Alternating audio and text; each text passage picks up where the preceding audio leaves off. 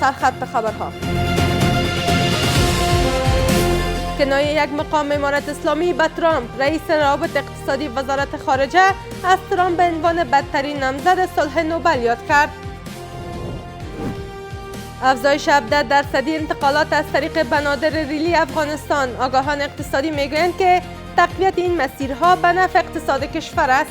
زیربنای اقتصادی در افغانستان شکل بگیره و سرمایه‌گذاری در کشور اعتبار پیدا بکنه. گشایش پروژه برق آفتابی 22.75 مگاواتی نقلو. رئیس برشنا میگوید کار روی پروژه های بزرگ دیگر در بخش تولید برق جریان دارد. بیشتر از 1200 مگاوات برق در ظرف یک سال سرمایه‌گذاری صورت گرفته است.